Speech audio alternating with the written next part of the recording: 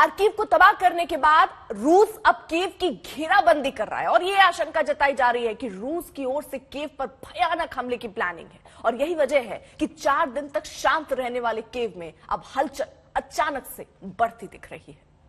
Ukraine के शहर तबाह हैं।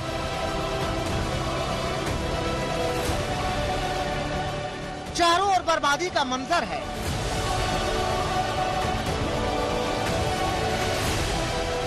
और कहा जा रहा है कि अब रूस की नजर कीव पर है। कभी भी कीव पर भयानक हमला हो सकता है।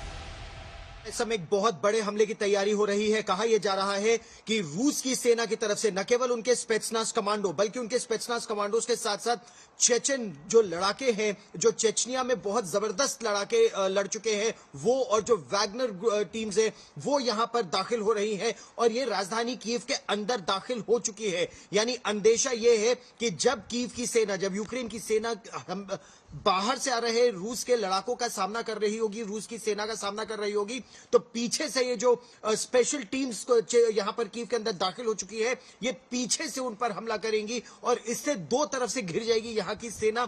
उसके लिए आगाह किया जा रहा है। इसे समझना मुश्किल नहीं है कि कीव पर पूरे प्लान के साथ अटैक की तैयारी है और यही वजह है कि कीव में खलबली का दौर है।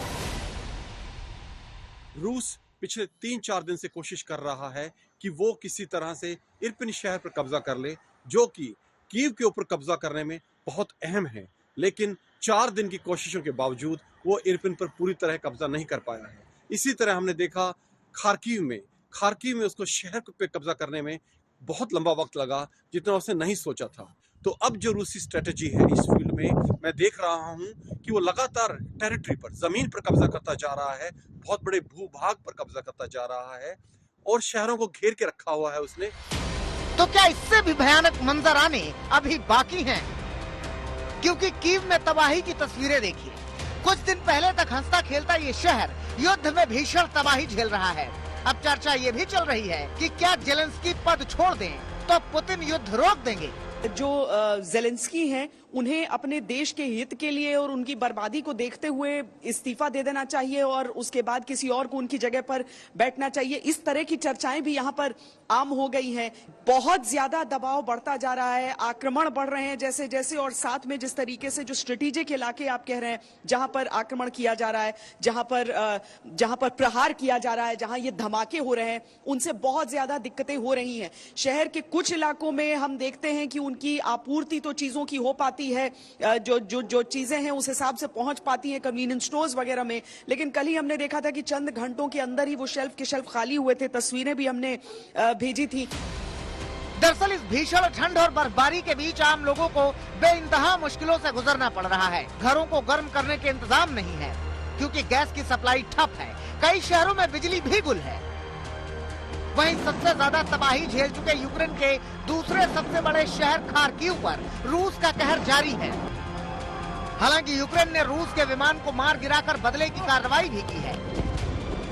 रूस जिस युद्ध को महज 5 दिनों में खत्म करने का इरादा लेकर आया था, वो 13वें दिन भी अंजाम तक नहीं पहुंचा है।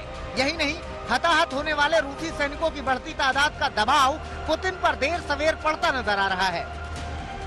प्रेशर बढ़ता रहेगा पुतिन के ऊपर भी, क्योंकि जैसे जैसे सैनिक ज्यादा हताहत होंगे, सिविलियन ज्यादा मरेंगे, पुतिन के ऊपर प्रेशर आएगा इस वॉर को किसी मुकाम तक पहुंचाने का। दूसरी तरफ अमेरिका जो कि मेन प्लेयर है इस वॉर में, उसके ऊपर प्रेशर लगातार बना रहे हैं जर्मनी और फ्रांस, क्योंकि उनकी इकोनॉमी बहुत बुरी तरह सफर कर रही है। ऑयल प्राइसेस आपने देखा $130 पर बैरल तक पहुंच गए थे। गैस प्राइसेस बहुत हाई हैं। ये ठंड का वक्त है इस वक्त यूरोप में, और इस वक्त गैस की कंजम्पशन सबसे ज्यादा है और 60% गैस पूरे यूरोप की वो रूस से आती है। तो प्रेशर उसके ऊपर ही बन रहा है बातचीत के लिए, जेलेंस्की के ऊपर प्रेशर आ रहा है और यही कारण है हम देख रहे हैं कि 3 राउंड की बातचीत हो चुकी है। इसी वजह से मैं मानता हूं कि जो डिप्लोमेसी है उसको मौका मिलता रहेगा और बातचीत चलती रहेगी। 13 दिन पहले रूसी सेना ने यूक्रेनी सेना की कमर तोड़ने के इरादे से हमला किया था, लेकिन पश्चिमी देशों से यूक्रेन को लगातार हथियार मिल रहे हैं। वहीं यूक्रेन के लड़ाके रूस से मुकाबला कर रहे हैं। ऐसे में लड़ाई अंतहीन नजर आ रही है और इस वजह से शहरों में तबाही का अंत भी होता नहीं दिख रहा है। कीव में राजेश पवार, गीता मोहन और श्वेता सिंह के साथ गौरव सावंत, आज तक।